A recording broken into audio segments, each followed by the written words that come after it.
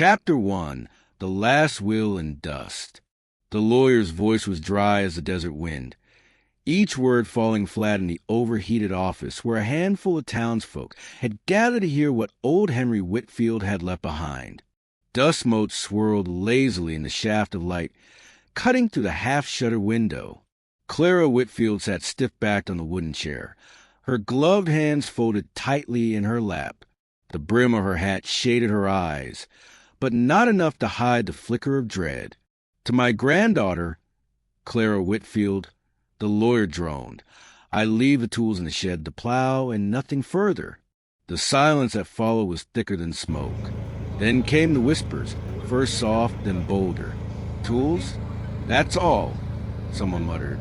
"Told you Henry drank away his fortune." Another chuckled under his breath. The scrape of boots across the floorboards, the faint jingle of spurs, and the lazy flap of the ceiling fan all seemed louder now. Clara kept her gaze fixed on her hands, her jaw tightening until her teeth ached. She had braced herself for disappointment, but hearing it spoken aloud, "nothing but a plow," felt like a slap in the face. Her grandfather had raised her after her parents died, teaching her how to mend fences, drive cattle, and ride hard under the sun. He had always spoken of honor, of legacy, of the Whitfield name carrying weight. And yet here she was, the whole town thinking she was a fool granddaughter of a broken-down gambler. The lawyer cleared his throat, closing the ledger with a snap. "That concludes a reading." Chairs scraped back.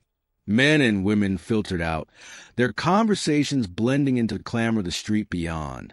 Horses snorting, wagon wheels rattling, the distant cry of a coyote carried on the dry wind. Clara rose slowly, ignoring the sympathetic look the preacher gave her. Sympathy she did not need. Pity she despised. She stepped outside, boots crunching against the sun-baked dirt of Main Street. The sun hung low, bleeding gold and crimson across the horizon, painting long shadows from the saloon's swinging doors to the sheriff's office across the way. Laughter spilled from the saloon, loud and mocking in her ears. She tugged her hat lower and started down the street toward the edge of town. Behind her, a voice called out, "Clara." She turned, her chest tightening when she saw Ethan Carver leaning against a hitching post, arms crossed, a slow, assessing look in his eyes. Dust clung to his boots and shirt, the color of the plains themselves. His reputation followed him wherever he went, half rancher, half gunslinger, a man you wanted as a friend, but not an enemy. "Sorry for your loss," he said, his voice steady but quiet. Clara forced a small, brittle smile. "Seems I lost more than I thought." Ethan's eyes narrowed slightly, as though he could hear the raw edge beneath her words. "Your grandfather was a good man. Don't let anyone tell you different." Her throat tightened, but she swallowed it down. Good men don't leave their kin with nothing. Ethan studied her, then shifted his hat back on his head. Sometimes what a man leaves behind ain't the kind you can weigh or sell. His words stirred something in her, half irritation, half ache, but she shook her head and turned away. "That's a fine way to dress up failure, Mr. Carver." She walked on, dust rising around her boots, every step heavier than the last. The road stretched toward the horizon, where her grandfather's ranch waited, empty, quiet, maybe just as broken as she felt. When she reached the fence line, the place greeted her with silence. The fields lay fallow, grass-high, and untamed. The barn leaned tiredly against the evening sky. And there, in the center of it all, stood the plow, rusted, heavy, its iron blade half buried in the earth like a grave marker. Clara approached it, her hand brushing the wood handle polished smooth by years of work. A memory flickered. Her grandfather's laughter as he showed her how to guide the mule, the way his rough hand steadied hers on the handle. She closed her eyes, inhaling the faint scent of sage carried by the wind. "Nothing but a plow," she whispered, bitterness twisting the words. Yet she did not walk away. She stood there long after the sun dipped below the horizon, shadows creeping over the land. The plow loomed before her, silent and stubborn, as if it carried secrets too heavy for the grave. And though she hated herself for it, Clara's heart clung to the thought that maybe, just maybe, her grandfather had left her something more than the town believed. Something hidden, waiting to be found. Chapter 2. The Key Beneath the Rust. Morning broke dry and sharp, the sun already blazing by the time Clara stepped into the barn. Dust hung thick in the air, stirred by the restless stamping of her mare in the stall. The Whitfield ranch had seen better days. Loose shingles were out in the wind, and a sagging fence stretched along the ridge like old bones. But the plow sat where she had left it the night before, squatting in the dirt like a relic too stubborn to rot. Clara tugged her gloves tight and set her jaw. If her grandfather had left her nothing, then nothing was what she'd turn into something. Iron would fetch a fair price at the blacksmith's yard, and she could strip the plow down to sell for scrap. It was work, at least honest work, the kind her grandfather had respected. She leaned into the wood handle, muscles straining as the rusted bolts resisted. A sharp grunt escaped her lips, echoing in the hollow barn. Finally, with a screech that set her teeth on edge, one of the iron fittings gave way. She stumbled back, nearly landing in the dust. The jolt sent something clattering free. At first, Clara thought it was a pebble shaken loose, but as she crouched, her eyes caught a glint. Half buried beneath the rust flakes and dirt was a small, tarnished object. She brushed the soil away with trembling fingers until the shape revealed itself. A key, not just any key, a heavy brass one, its bow etched with faint grooves that looked almost like initials. Her heart kicked hard against her ribs. "Grandpa," she whispered, the word catching like a prayer. For a long moment, she simply knelt there, turning it over in her palm. The edges were worn smooth, as though handled often. A key meant a lock, and Henry Whitfield had been a man who never trusted banks or sheriffs. Clara's mind raced back to his stories, told over campfires when she was a child, about safes tucked where no outlaw dared to look, about secrets kept close until the time was right. Her hands shook as she stood. The barn suddenly seemed larger, its shadows stretching wider. If there was a safe, where had he hidden it? And why leave the key under the plow, unless he meant for her to find it? The sound of hooves outside snapped her from her thoughts. Clara pocketed the key quickly and brushed dirt from her skirt. The barn door creaked open, and Ethan Carver's silhouette filled the frame, broad-shouldered and steady. His horse stamped behind him, tossing its head. "Mornin', Clara," he drawled, his voice carrying that easy weight she both trusted and resented. His eyes flicked toward the plow, then back to her. "Looks like you're fixin' to break your back before breakfast." Clara forced a smile, though her fingers curled around the hidden shape of the key in her pocket. "Plow's worth more in pieces than in dirt. Figure I'd see what I can get for it." Ethan stepped inside, spurs jingling with each slow step. He leaned one arm on the stall door, studying her with that too keen gaze of his. "Seems to me you're trying awful hard to make something out of nothing. Your grandfather had more sense than to waste sweat on junk." Heat flared in her cheeks, part anger, part something else. "And what would you know of it, Mr. Carver? My grandfather left me nothing but rust and splinters.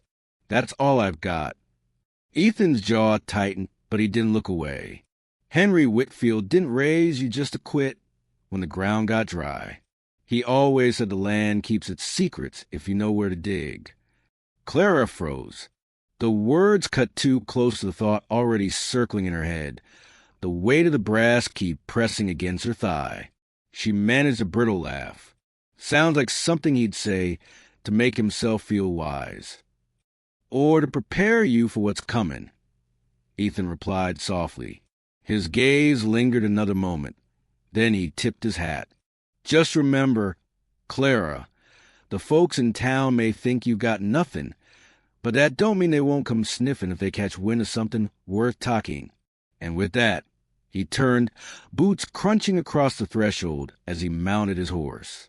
Clara stood in the silence he left behind, her pulse hammering. She drew the key from her pocket, its brass gleaming faintly in the morning light. The weight of it was heavy with promise, heavier still with danger. She knew now her grandfather had left her something hidden. But in a place like this, secrets never stayed buried long. Chapter 3, Whispers and Warnings. By the time Clara rode into town 2 days later, the key weighed heavier in her pocket than a six-shooter. She hadn't told a soul, not even the preacher, not even Mrs. Callahan who lived across the fence line. But somehow, whispers travel faster than wildfire. The sun blazed high overhead, baking the street into cracked clay. Wagons rattled past, horses snorted, and the air carried the mingled scents of tobacco smoke, manure, and dust. Clara dismounted outside the general store, her skirts already coated in trail grit.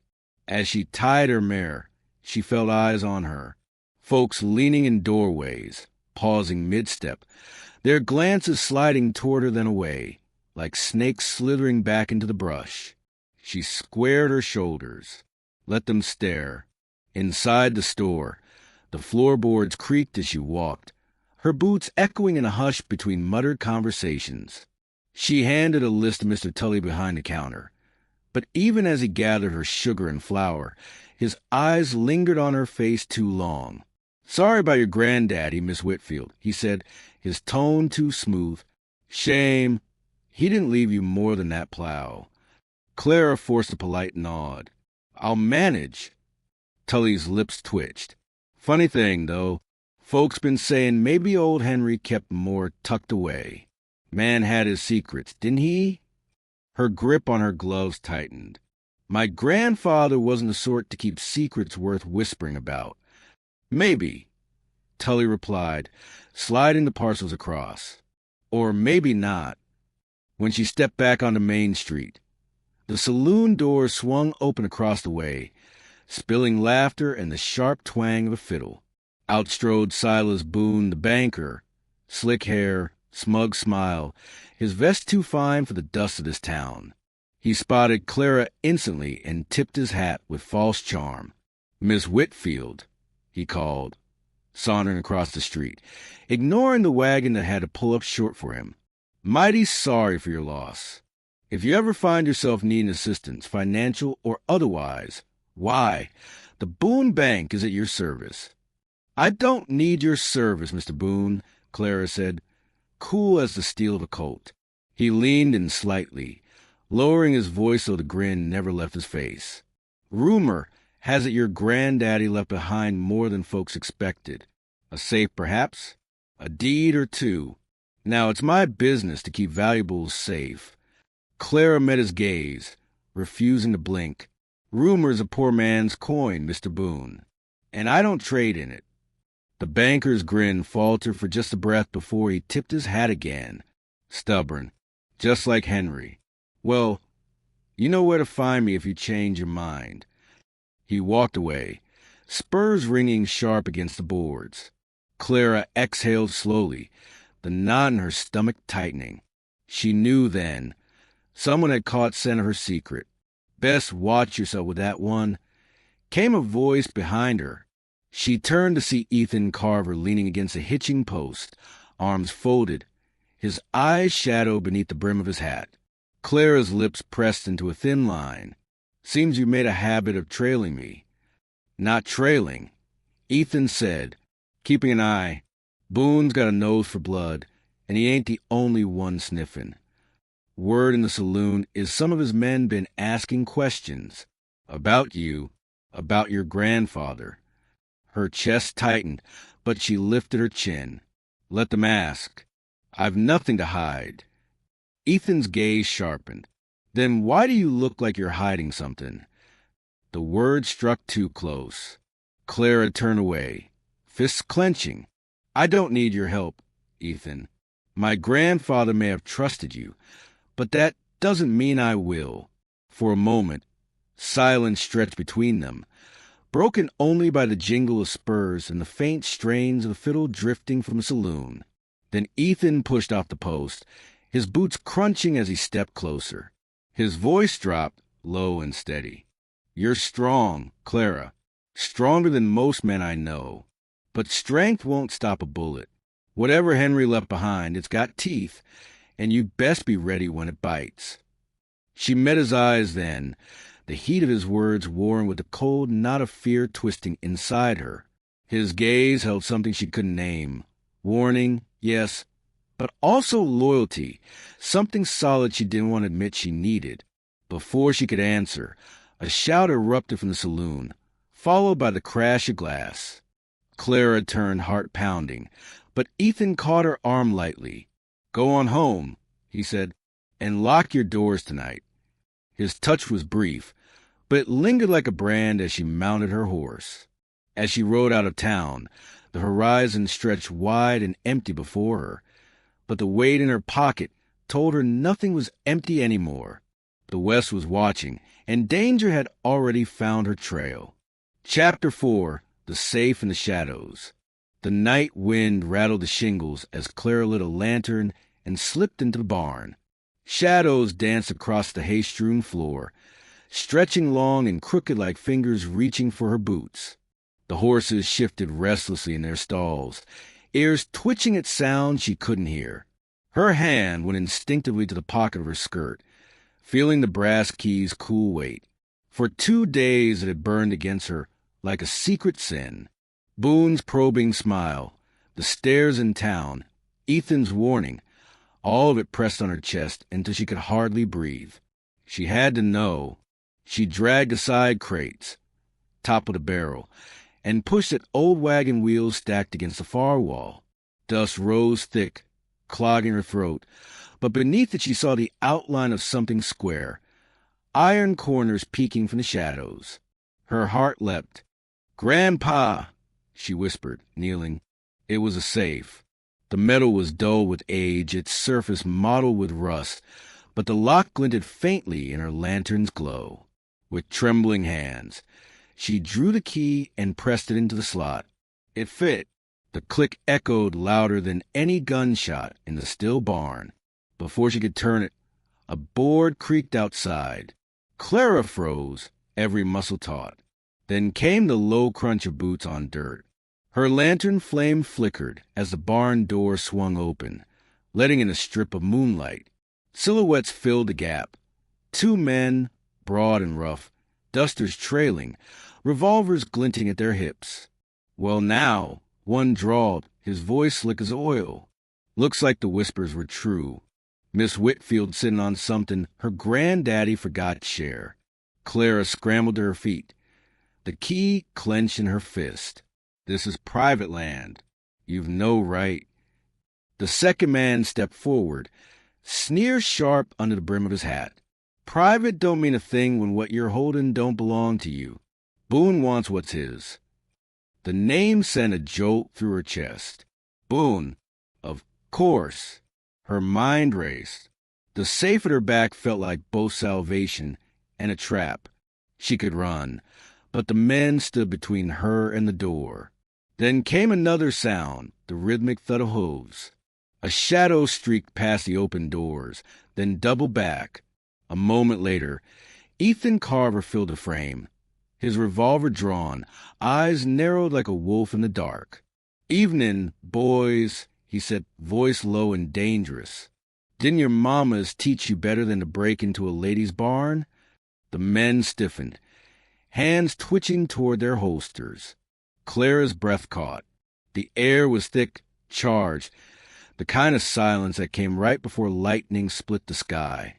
She edged toward Ethan, her pulse thundering. The first outlaw smirked. "This ain't your fight, Carver. Best ride out before you end up full of lead." Ethan stepped inside, boots crunching against straw, revolver steady. "Funny, I was thinking the same thing about you." The lantern's flame wavered in the draft, casting their faces into half-light. Clara's palms were damp around the key. She could see it now.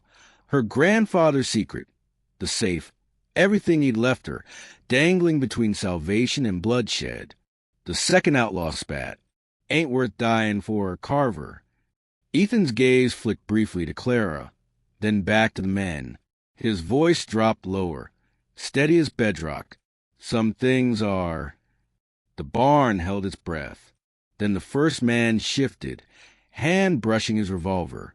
Ethan moved like the wind, faster than Clara's eyes could follow. His gun roared, the flash lighting the rafters. One outlaw stumbled back, clutching his arm with a howl. The other bolted, boots thundering out into the night. Clara gasped, pressing herself against the safe. The air reeked of smoke and iron. The shot still rang in her ears. Ethan strode forward, revolver trained on the wounded man, who now staggered toward the door. Tell Boone if he wants something, he can ask me himself, and he'd best be ready to bleed for it. The outlaw spat a curse and fled into the shadows. Silence fell again, broken only by the horse's nervous snorts. Clara's knees nearly buckled. Ethan holstered his revolver, crossing to her. In the lantern light, she could see the tension still tight in his jaw, the storm in his eyes. "You all right?" he asked, voice softer now. Clara swallowed hard, the key trembling in her palm. I didn't know they'd come here. I only wanted to know what he left me." Ethan's gaze dropped the key, then back to her. "Now you know. Whatever's in that safe ain't just money or deeds. It's trouble, and it's yours to bear." Her heart pounded as she looked back at the iron box. The lock gleamed faintly in the lantern light, waiting, and for the first time, Clara wondered if she had the strength to open it. Chapter 5, Gold Guns and Promises. The barn still smelled of gunpowder the next morning, faint smoke clinging to the rafters as though the night's violence had seeped into the wood. Clara stood before the safe again, lantern in one hand, the brass key warm in the other. Her stomach knotted as she slid it into the lock. Ethan lingered a few paces away, arms crossed, his shadow long in the dim light. "You sure you want to know?" he asked quietly. Clara's throat felt dry. "I've been sure since the moment I found this key." The tumblers clicked. The heavy door creaked open. Clara braced herself for gold. Stacks of bills, something that would explain why men would risk bullets to steal it. But inside were bundles of papers, yellow deeds tied with string, and envelopes bearing her grandfather's neat hand. No gold, no fortune, just words. Her breath caught as she lifted the top letter, her name scrawled across it. The paper trembled in her hands as she unfolded it. "Clara, if you're reading this, I reckon I'm gone. What I leave you ain't coin or whiskey debts. It's land, acres from the ridge down to the creek. Land worth more than gold if you've got the grit to work it. Don't trust Boone. He's been trying to steal for years. Find a man you can trust, one who'll stand by you. This land will need more than one set of hands.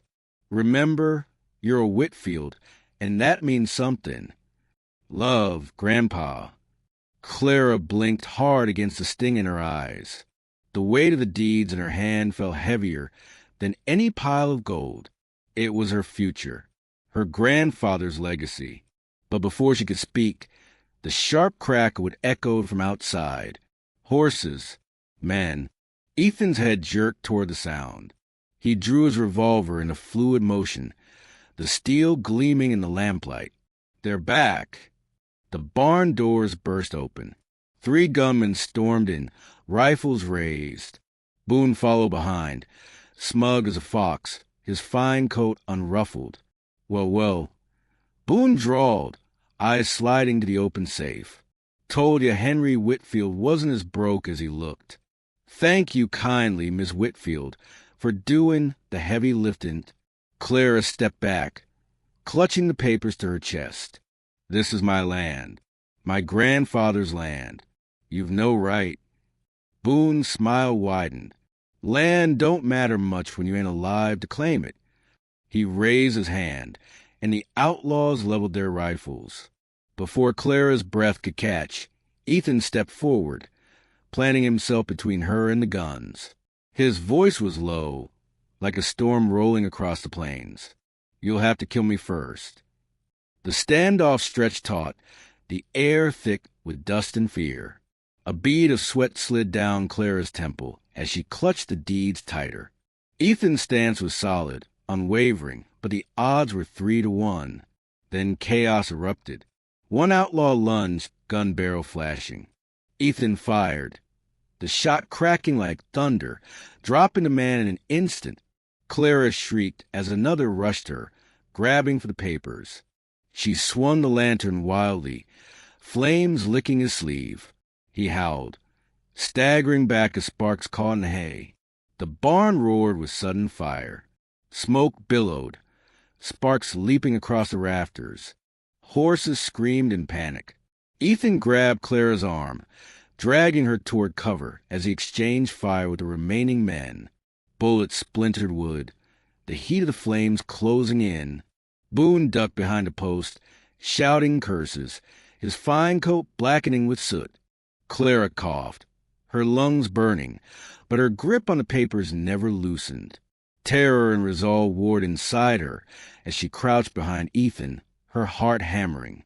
She saw the tension in his jaw, the grit in his eyes, and the way he never wavered though death pressed close on every side. Another outlaw fell with a cry, clutching his side, and Boone fled through the smoke, his threats carried off in the roar of fire. The last of the gunfire died, leaving only the crackle of flames and the frantic pounding of hooves as the outlaws scattered. Clara clutched Ethan's sleeve, her chest heaving. "Ethan!" she gasped, the fire. He pulled her close, shielding her from falling embers. "We'll get out. Hold on." They burst into night air just as the barn roof gave way, flames shooting into the sky. Clara stumbled into the dirt, gasping, the papers still clutched to her chest. Ethan dropped beside her, arms steady around her shoulders. "You did good," he murmured, his voice rough but steady. "Your grandfather'd be proud." Clara turned, her face streaked with soot, her eyes wide and raw. "I couldn't have done it without you." Ethan's gaze softened, the firelight flickering in his eyes. "I promised Henry I'd watch over you. But the truth is, I don't need a promise to keep me here." The words struck her deeper than the smoke in her lungs. For a moment, with the flames devouring the barn behind them and danger still looming on the horizon, Clara felt the first spark of something she hadn't dared believe in. A future not just for the land, but for her heart. Chapter 6. Ashes and Embers. By dawn, the barn was nothing but a blackened skeleton against the pale sky. Smoke curled upward in lazy trails.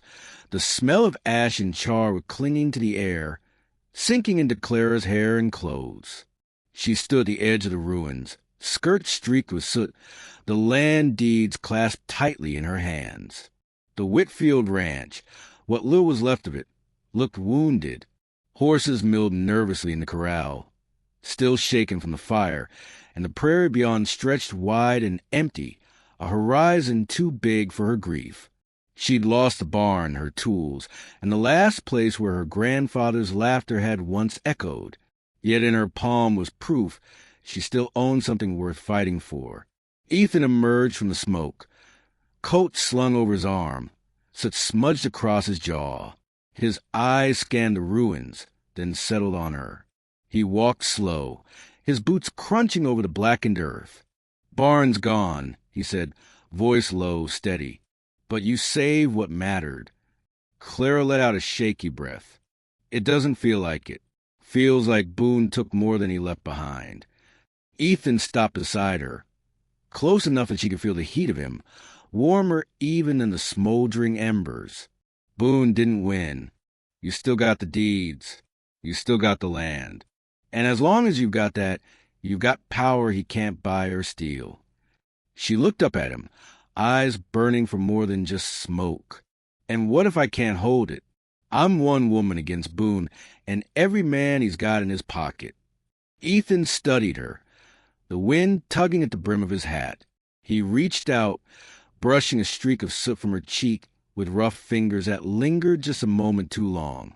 You ain't just one woman, Clara. You're Henry Whitfield's blood. And I reckon you're stronger than you think.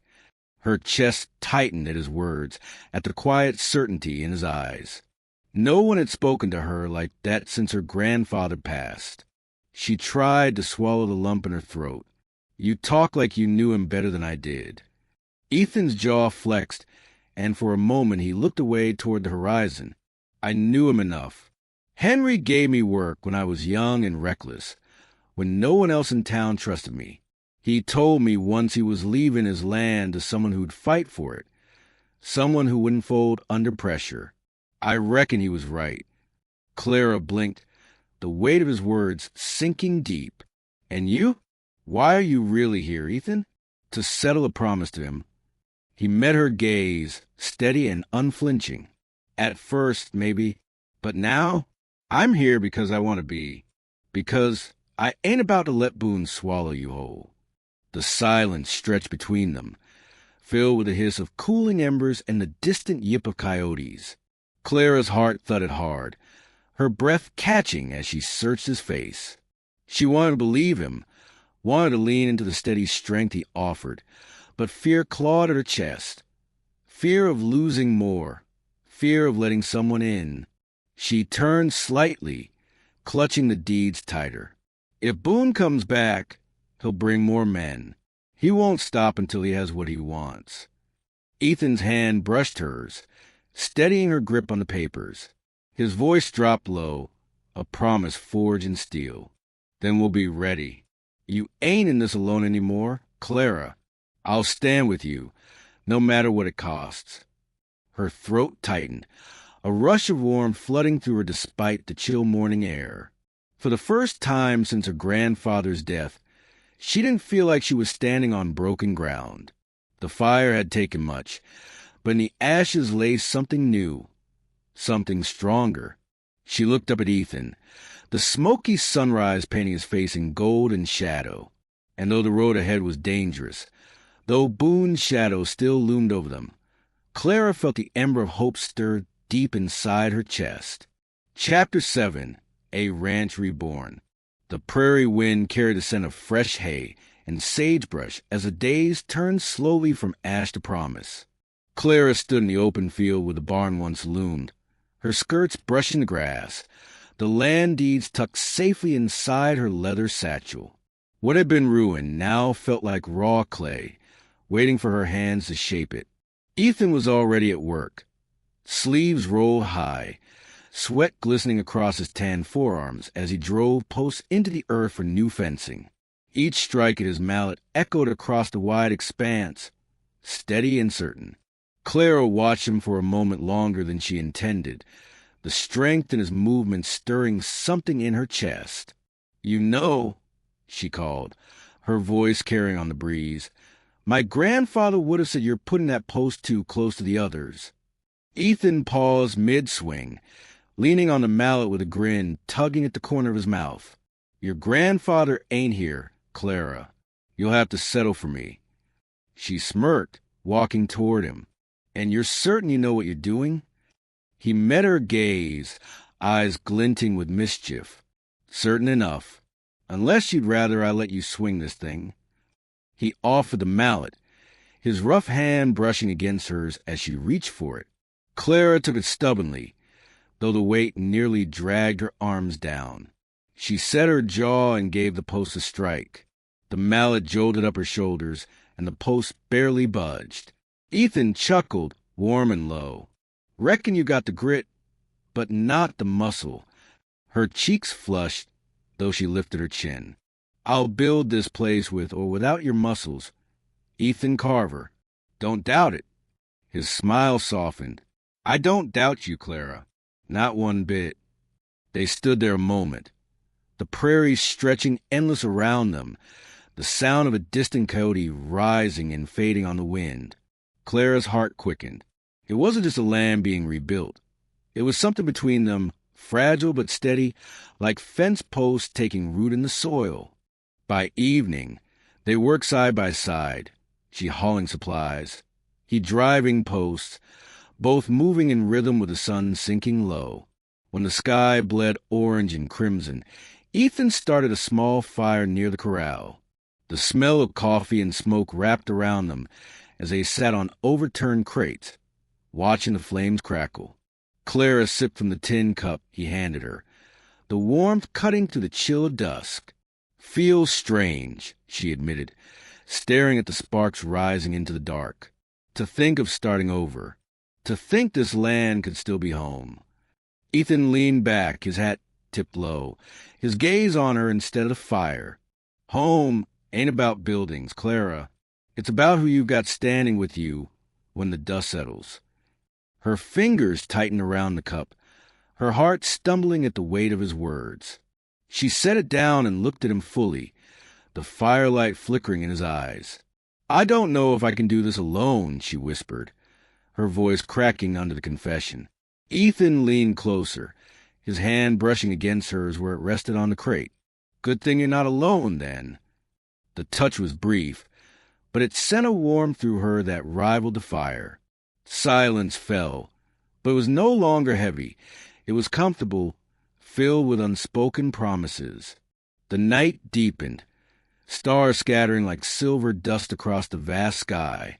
Clara breathed in the land, the fire, the quiet strength of the man beside her. For the first time in weeks, she felt steady. She could see the ranch reborn in her mind. Fields fenced, cattle grazing, a barn rising from the ashes. And through it all, Ethan at her side. Her grandfather had left her land, yes, but he had also left her something more precious, the strength to fight for it, and perhaps the chance to share it with a man who understood its worth.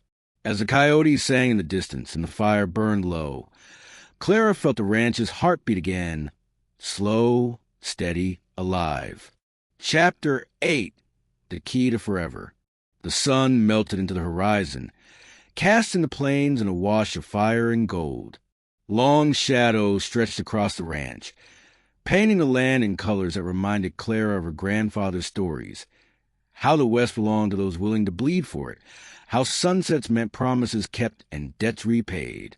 She stood at the edge of the field where the old plow still rested, its iron blade half buried in the soil, rust catching the last of the light.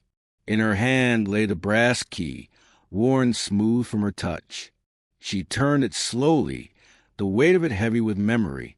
It had led her to secrets, to danger, to a legacy she never imagined.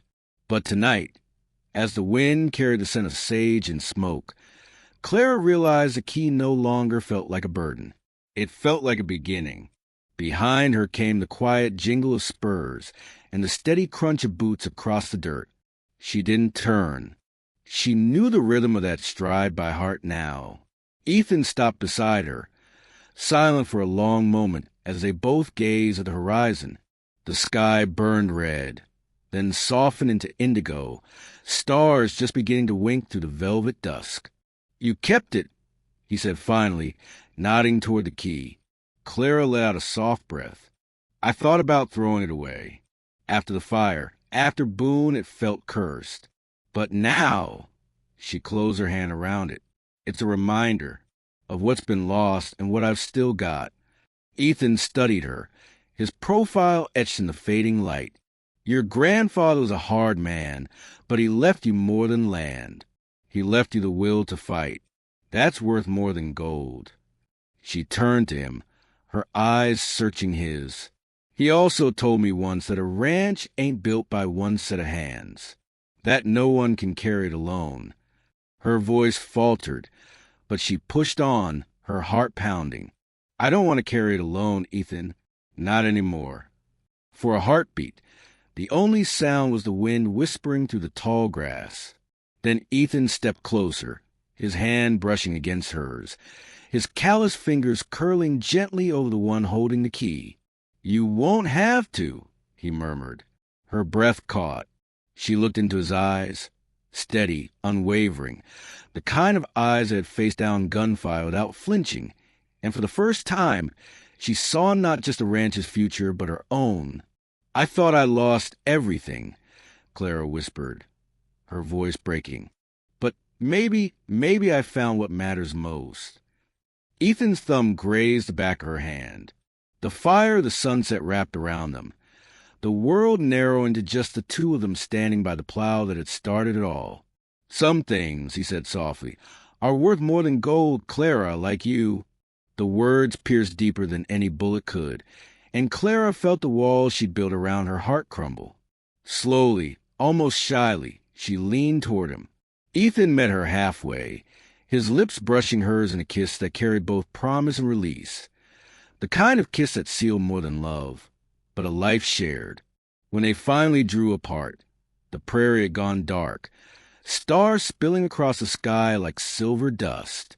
Clara leaned her head against his shoulder, her fingers still curled around the key. The plow stood silent in the field, but it no longer looked like a relic. It looked like a marker of where something new had begun.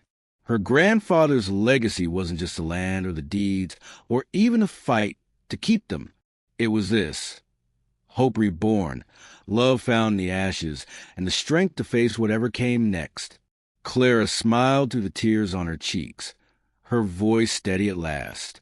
This land is ours now, Ethan, and I reckon forever starts here. The sun sank low, staining the plains in molten gold, the last light catching on the ashes of the burned barn, and the new fence posts rising in its place. Clara stood at the edge of her grandfather's field, the old plow half buried where it had always been, the brass key hanging from a leather cord around her neck. The wind carried the scent of sagebrush and distant smoke, mingling with faint laughter and music drifting from the saloon in town. Behind her came the soft rhythm of hooves. Ethan dismounted, boots crunching through the dust as he joined her side. For a long moment they said nothing, gazing across the wide, endless horizon, the land that had nearly been stolen and now was theirs to claim. "You've come a long way, Clara Whitfield," Ethan said, his voice rough with quiet pride. She turned, her eyes glimmering in the twilight. "I thought I had lost everything. But somehow, in the fight for this land, I found more than I ever expected." Her fingers brushed his, steady and sure now. "I found you." Ethan's smile was faint but unshakable, the kind a man wears when he's found home. He tipped his hat low and whispered, "Some things are worth more than gold. Like this, like us." As the last light faded and the coyotes began to sing, Clara leaned into him, their silhouettes framed against the burning horizon. The land was scarred, but alive, just like them. Together, they would rebuild, dream, and love. The plow stood as a marker of the past, but in their clasped hands lay the key to forever.